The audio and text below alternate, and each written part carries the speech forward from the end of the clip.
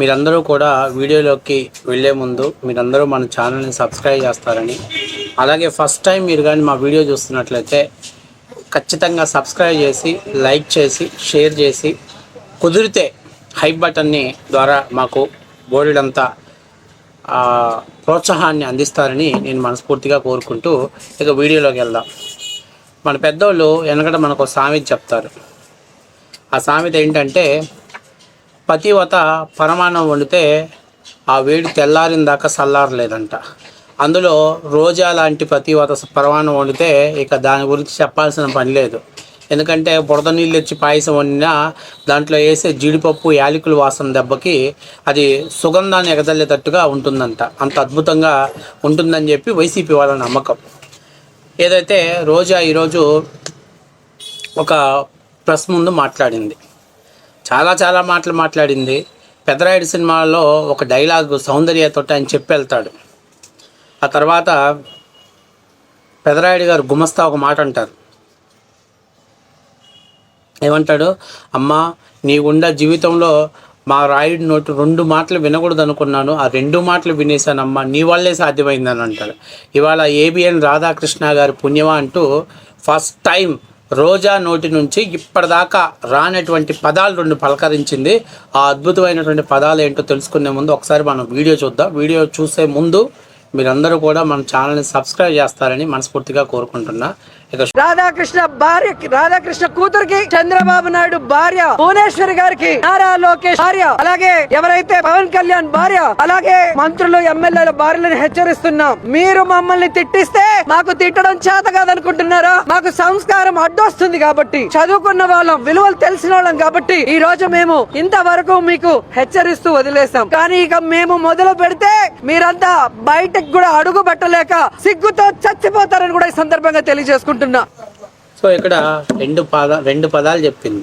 ఒకటి సంస్కారం, 2 విలువలు. ఈ 2 పదాలే నేను రోజా నోటి వెంట ఈ 2 పదాలు నా జీవితంలో వినలేనేమో అనుకున్నా. కానీ 2 పదాలు కూడా వినిపించేసింది. ఎందుకంటే మనం మాట్లాడదాం, రోజా సంస్కారం గురించి మాట్లాడదాం. రోజా సంస్కారం ఎక్కడి నుంచి మొదలు పెడదాం? రోజా తెలుగుదేశం పార్టీ కలిసి ఉన్నప్పుడు తెలంగాణలో ఎన్టీఆర్ భవన్ ఆఫీస్ మెట్ల మీద నడుచుకుంటూ వెళ్ళేదాన్ని. తినటానికి గతి లేక ఇల్లు తిరగని పరిస్థితిలో చంద్రబాబు నాయుడు గారి దగ్గరకు వచ్చి, అన్నా నువ్వు నా దేవుడివి, నువ్వు ఏం చెప్తే అది నేను ప్రచారం చేయడానికి సిద్ధంగా ఉన్నా, నా కుటుంబాన్ని ఆదుకోండి అన్నా, నా పిల్లల భవిష్యత్తు నీ చేతిలో ఉందన్నా. కూకట్పల్లిలో రేకుల షెడ్లో ఉండేదానివి, బాగా గుర్తుందో లేదో. ఆ తర్వాత సరే ఏదోలే, ఒక సినిమా సెలబ్రిటీ ఆర్థికంగా చిరిగిపోయింది, కాస్త కూస్తో సహాయం చేయలేని ఉద్దేశంతో అప్పట్లో చంద్రబాబు నాయుడు గారు అన్ని కార్యక్రమాలకు నిన్ను ఆదుకున్నాడు.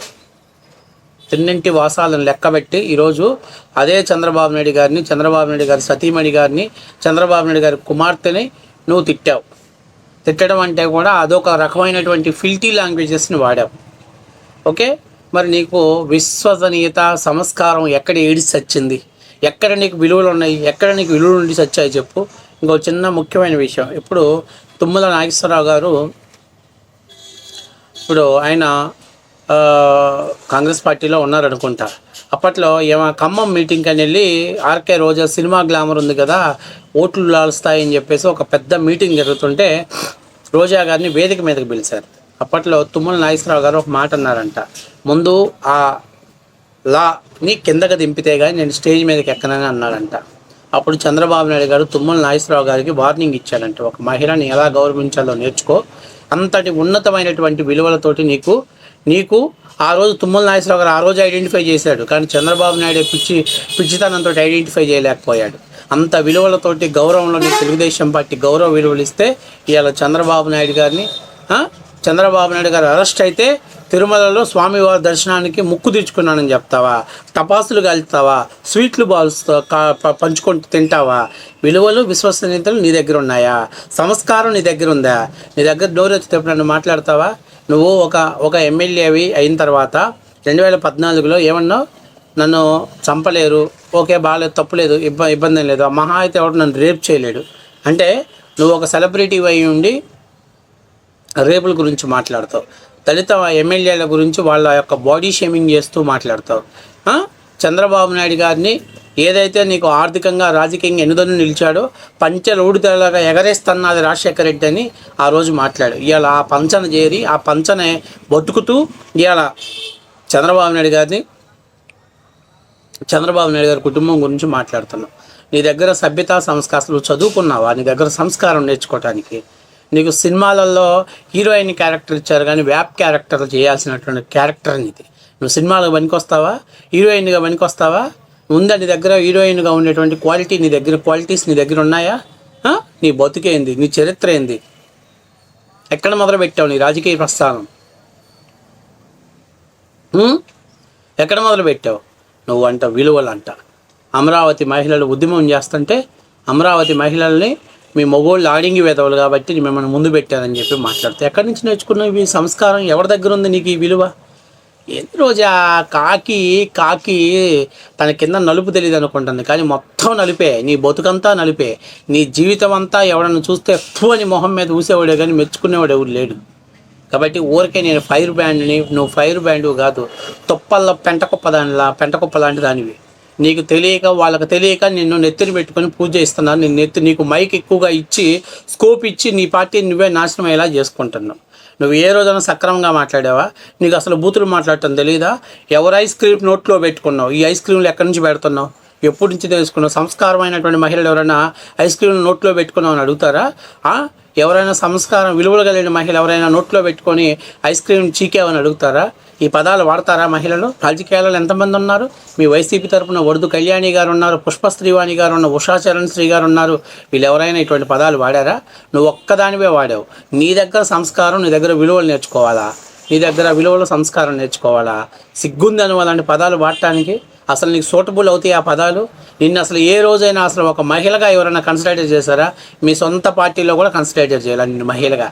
అలాంటి నువ్వు బయటకు వచ్చి విలువలు విశ్వసనీయతల గురించి మాట్లాడుతున్నావు. కొంచెమైనా సిగ్గు, కామన్ సెన్స్ ఉండాలి నీకు. అర్థమైందా? బుద్ధి ఉండాలి ఫస్ట్ ఆఫ్ ఆల్ నువ్వు మీడియా ముందుకు వచ్చి మాట్లాడటానికి. అసలు ఒక రకంగా చెప్పాలంటే కూటమి చాలా వైఫల్యం చెందిందని చెప్పాలి. ఎందుకంటే ఆడుదాం ఆంధ్రాలో స్కామ్ చేసింది అని చెప్పేసి అనేక ప్రాథమిక రిపోర్టులు తీసుకొచ్చిన అచ్చొచ్చిన ఆంబోతును వదిలినట్టు రాష్ట్రం మీద వదిలిపెట్టారు ఈ మాలీ గేదెని, నగరి మాలీ గేదెని. ఇవాళ మాట్లాడుతుంది. ఇవాళ నీకు సంస్కారం గుర్తొచ్చిందా? ఈరోజు అంతకుముందు మమ్మల్ని తిట్టారు, మా నాన్నని తిట్టారు అని ఏడుస్తున్నానంటే మరి ఇప్పుడు ఎందుకు నా మొగుడిని తిట్టారు, నా పిల్లల్ని తిట్టారు, నా ముండని తిట్టారని మీడియా ముందుకు వచ్చి వాపోతున్నావు? ఏమవుతుంది? మీరు అంతకుముందు తిట్టారు కదా, వాడితో పోల్చుకుంటే ఇది అసలు ఏమన్నా లెక్క? వాడితో పోల్చుకుంటే ఇది ఏమన్నా జమ? అయినా నాకు అర్థం కాంది. మీరు మామూలుగా నాకు అర్థం కాని విషయం ఏంటంటే రాధాకృష్ణ గారు మాట్లాడారు.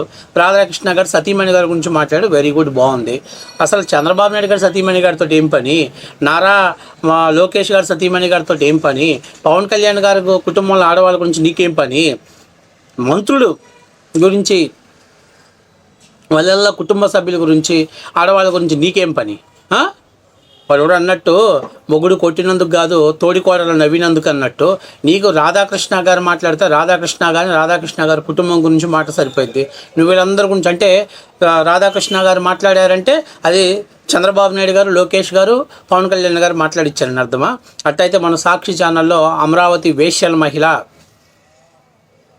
వేశ్యల రాజధాని అని చెప్పి ఒకటి చెప్పారు కదా. అంటే దాంట్లో మన ఎవరైతే కొమ్మినేని శ్రీనివాసరావు అని ఆయన మాట్లాడిన దాన్ని భారతిరెడ్డి గారు మాట్లాడిచ్చారా?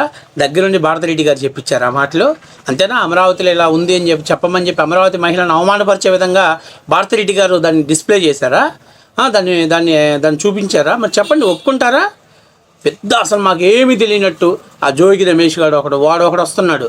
వాడు చంద్రబాబు నాయుడు ఇంటి మీద దాడికి వెళ్ళినాడు. వాడు నీతులు చెప్తుంటే ఇంకా మాకు బూతులు వస్తాయి.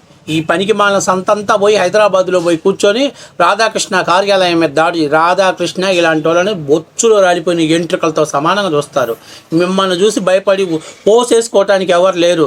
మీరు ఆఫ్టర్ ఆల్ ఆయన తలరాలకు దువ్వుకునేటప్పుడు రాలిపోయిన బొచ్చుతో సమానం రాధాకృష్ణ గారికి. కాబట్టి నేను చెప్పేది ఏంటంటే ఈ పొడతూపులు ఇవన్నీ ఆంధ్రప్రదేశ్లో చూపించండి.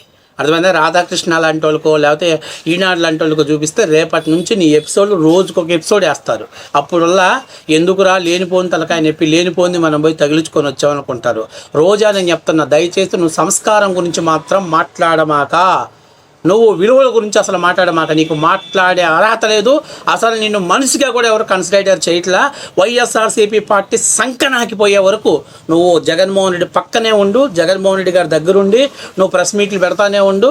నువ్వు పెట్టే ప్రతి ప్రెస్ మీటు వైసీపీకి ఒక అడుగు మట్టి తీయటానికి పనికి వస్తుంది.